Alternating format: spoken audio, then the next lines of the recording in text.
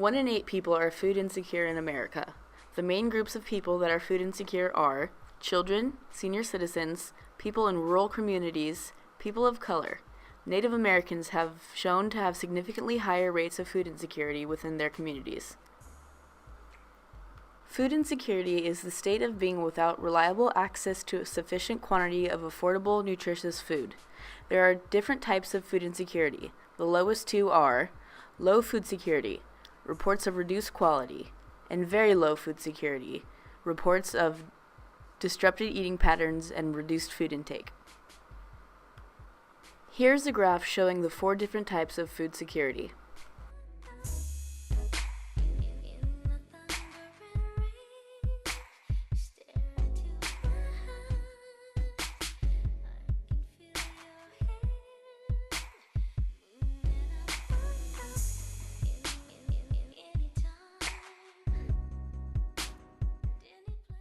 What is a food desert? By definition, a food desert is defined as an urban area in which it is difficult to buy affordable or good quality fresh food. However, this is not necessarily the case. While urban areas do have a majority of food deserts, rural areas additionally have limited or no access to healthy food options. Such is the case with this woman, who illustrates exactly what a food desert is. In Brooklyn, New York, you have stores on every corner where you can get what you need, but here they don't have stores on every corner, I noticed. Zalata says she finds herself driving miles every day to the grocery store to feed her growing boys, David and Devin. She lives in an area which the USDA calls a food desert. That means the nearest store selling affordable fruits and vegetables is at least a mile away. And for people in rural areas, it could be 10 miles. The indicators of a food desert are the following. Accessibility to sources of healthy food, as measured by distance to a store or by the number of stores in an area. Individual level resources that may affect accessibility, such as family income or vehicle availability. Neighborhood level indicators of resources, such as the average income of the neighborhood and the availability of public transportation. The USDA recently put together an interactive map that showcases food deserts in the United States. For the purposes of this video, the map is focused around Long Beach and surrounding areas. The green areas in the map signify food deserts, while the blue signify areas affected by low income, and the magenta signifies low vehicle access.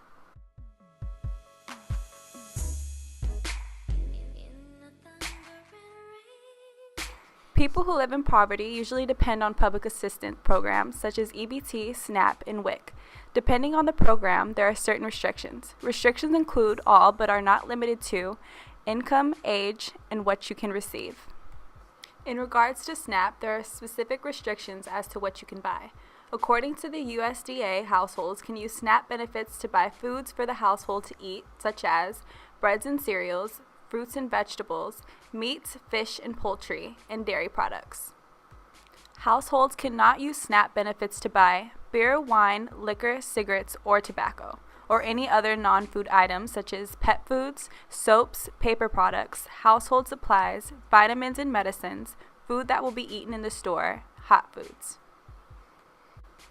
Here is a first-hand account of a single mother, Mercedes Velasco, who lives off food stamps. A mother of 4, Mercedes highlights how SNAP benefits simply are not enough. She gets $726 a month in SNAP benefits or food stamps. That may sound like a lot, but it comes out to less than $5 a day per person in her family. I look for fruits and vegetables that look like they'll last longer. I just got 2 of those. I buy more healthier stuff because what they see is what they take. If they have a yogurt and a bag of chips, they're going to go for the bag of chips. If you or someone you know who attends Cal State University Long Beach faces food insecurity, there are services through ASI that can help. One of the more notable services provided is the ASI Beach Pantry. On the Beach Pantry website, the official statement is as follows. The ASI Beach Pantry operates as the official food pantry for CSULB students. The pantry provides non-perishable food items for students in need. For access to the food pantry program, students must be currently enrolled and come prepared to present a CSULB ID. Students can use the ASI Beach Pantry 3 times a week and receive no more than 5 items per visit. The Beach Pantry also encourages you take a variety of foods for a good balance. It is also possible to make monetary donations online. So here we are in the Beach Pantry storage room where a student assistant will help bring a student in here and help them pick out their items. So in the storage room we have a bunch of non-perishable items, canned fruits, vegetables, meats, and pastas and stuff like that. Kind of what inspired me is a study was done by Dr. Rashida Crutchfield here at Cal State Long Beach, and she found out that about 23% of Cal State students experience food insecurity. Because the students are hungry, then they can't focus on their schoolwork, they can't be an active part of our community. So ASI really wanted to make sure that our students were supported. Overall, food insecurity is an issue that impacts numerous people in the United States.